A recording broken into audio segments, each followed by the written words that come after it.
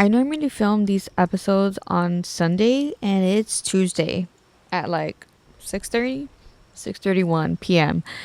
It's nighttime here. It's windy, it's cold. So if you see my hair flopping around everywhere, we're going to do what we can because I literally forgot to film the episode on Sunday. Thank you guys for tuning in today to the All Glories is podcast. I'm your host, Michelle. This is a Catholic Christian podcast where we talk everything about our sweet, sweet Jesus. And today, I'm really excited because we're going to be talking about a Bible verse that I was reading the other night. And I was just bawling my eyes out, just casually bawling my eyes out, as the Spirit was just talking to me. But it's basically in Mark chapter 5 verses, hold on, I have it open over here, 27 to 34. It's basically this woman who had been hemorrhaging for over 10 years.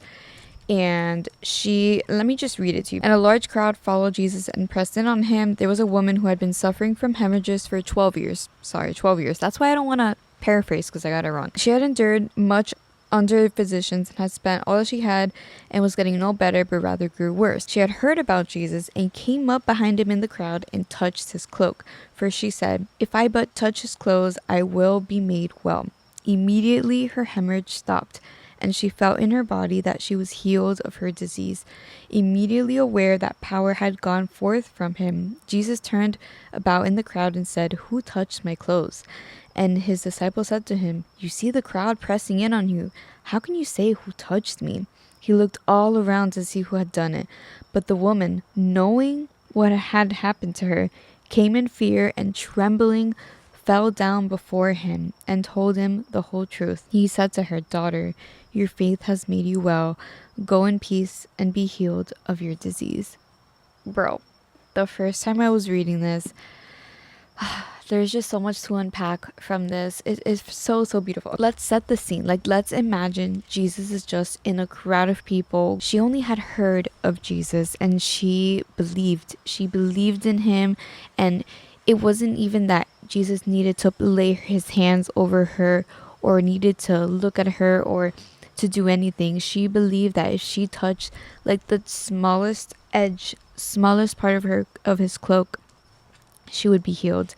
And there's a few things that I wanted to make note of. The thing that I had highlighted here is, but the woman, knowing what had happened to her, came in fear and trembling fell down before him and told him the whole truth. She came in fear and trembling to Jesus. How many times has it happened where we have sinned over and over again? We are just in so much guilt. We know that we are not worthy even to untie the sandals of Jesus, just like John the Baptist had said. Falling down before Jesus and trembling in fear. Just imagine you as a kid doing something wrong and you just trembling in fear, going to your parents to admit what you had done wrong. And in this case of the woman, the first word that Jesus tells her is daughter. He doesn't look at her as a woman who had did something wrong or just like a random woman. He called her daughter. And that's how God sees us in his eyes. We are all his children. If you have faith as the size of a mustard seed, you can do anything, right? Mustard seeds being the smallest seed and growing into the most amazing, great big trees. The smallest amount of faith can do so much. And in this case, the smallest amount of faith in Jesus, without even knowing who he was, just hearing about him, healed her of a hemorrhage of over 12 years. The reason why I think that this stood out to me so much is because of the scenario I was telling you. Just imagine us as little kids going to our parents, trembling in fear, admitting the truth of what we had done, thinking what we had done is something that we did wrong. And in her case, she thought that she had just done the most bad thing ever. She came trembling to him. Just imagine what would have been going through her mind. And it's just because she knew that she was caught. But little did she know that it was not being caught in a bad way. Jesus wanted to see the faith of a woman and the impact that came from that. When we have the smallest amount of faith in our Lord and we allow him to heal us and to work our life for us, we see that we can go in peace. It's just so precious to know that no matter what we do, we come to God in the most sincere, honest way and allow Him to heal us.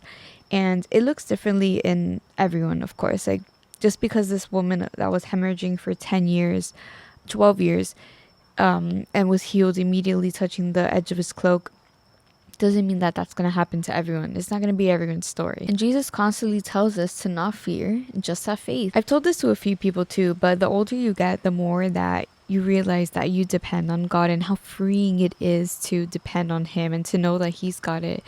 And it's just like in this situation where she came to Jesus in the way that we would go to our parents when we were younger. We can go to God in that same way.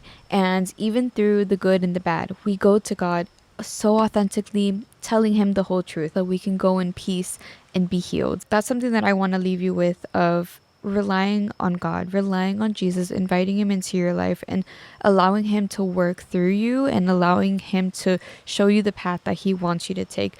I'm taking that in my own personal life. Not bad at all, but it's just like changes in life. You have to have faith in God and allow Him to show you the path that He wants you to go on. And even if we don't understand it in the moment, it will be made to light. There's a lot of comfort in that, knowing that whatever God has in store for us is for us and nothing will take that away. Yeah, you guys, I think that's the end of today's episode. It's a little bit shorter than my usual ones. Thank you guys so much for watching. I hope you enjoyed, and I will see you next week in the next episode of the All Glory to His podcast.